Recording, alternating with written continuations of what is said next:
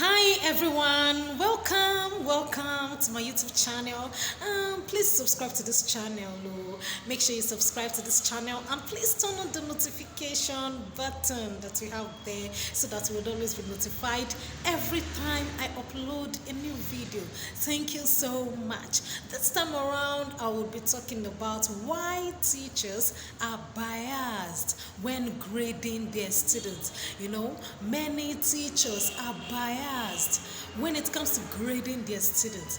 Now, I'll be talking about the reasons, that is, why is it that teachers are biased, and what can teachers do in order to avoid being biased when grading their students. We know that this bias thing, this thing that we call bias, is a universal thing. It is everywhere. Yes, it is everywhere, and it is part of all of us. I am not talking to teachers alone. This applies to everybody. In one way or the other, we have been biased. In one way or the other, we would still be biased. Yes, at times we have our favorite students. Yes, as teachers, favorite students, and even in our neighborhood, we have favorite neighbors. In church, favorite church members, and so on and so forth. So this thing is part of us. It is everywhere. There are people that we like and there are people that we don't like. We have favorite students and we have students that are not favorite. Yes, this happens in class, this happens in school, and this usually affects our grading system. We are all subject to implicit bias in spite of all our efforts to prevent being biased, despite the fact that we are putting in our best to avoid being biased. This still happens. It still happens to us. So we just have to put in more effort in order to avoid doing this, because when we are biased in our grading, it really has so many consequences. There are consequences that come with being biased. The fact that we are being biased differs. The way in which we are being biased differs. There are some teachers, they are so biased in an obvious way, in a way that, in fact, the whole school, not even just their students, the whole school, teachers, the members of staff, everybody, even parents know that this particular teacher is biased. While there are some of us who know how to work on it, some of us are not really making it obvious. So which one do you belong to? Which one exactly do you do? Are you that one that makes it so obvious in such a way that everybody knows that you are partial? Everybody knows that you make use of prejudice when it comes to grading, when it comes to marking your student scripts, your students' notes, your student assignment. Are you one of those who do that? Or are you someone who does not really do that? You do not really do that. It is just maybe once in a while. Now, which one is yours? The two are not good. But the worst of both is that one that is so obvious. You're making it so obvious. Your students know that you are partial.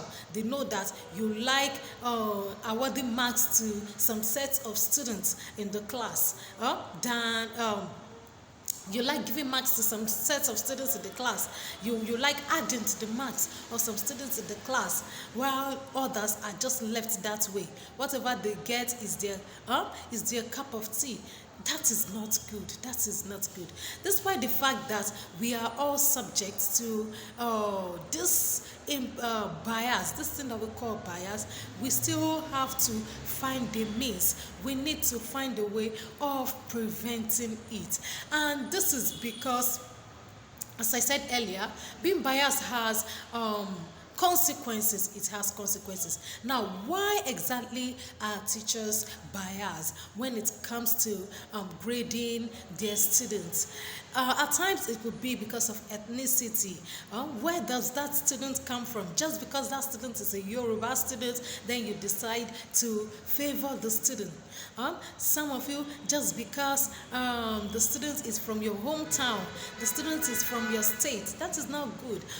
It could be because of race. Oh, there's a white boy, there's a white boy in your class. So, just because that boy is white, you like the boy's race, so you like to favor that student in the class. It could be because of the parents' work. If you have the son or the daughter of a celebrity in your class, wow, you would want to favor that student so that that student will say good things about you to their parents at home, which is not good. It could be because of the student's attributes. Well, the student could be beautiful, could be handsome, the student could be nice. Maybe the student has been showering you with gifts, yes, gifts, and so on and so forth. All these things could make a teacher to be biased. Now, what exactly are the consequences of this particular trait? Being biased leads to lasting consequences. That is why we really have to avoid it. It leads to lasting consequences. It can discourage students. It can discourage students because it can send a message to students that despite their efforts, despite their best efforts, they do not meet the mark.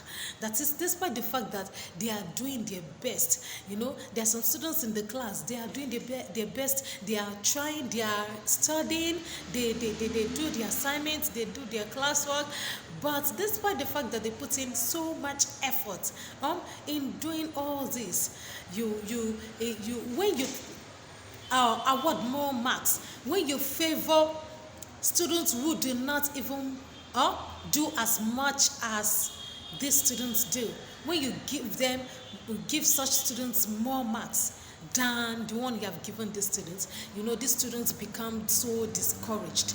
They will become so discouraged because they would believe that their efforts are just being wasted, and they would believe that they do not need to put in so much effort anymore.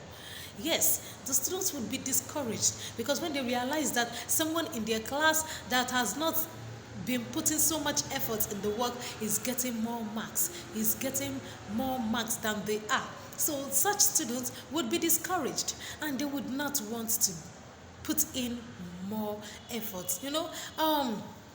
It also influences the way we perceive students. Many a time, just because we like a particular student, so whatever the student does to us would be right. We would not complain whether the student does the wrong thing or not. Just because we like the student.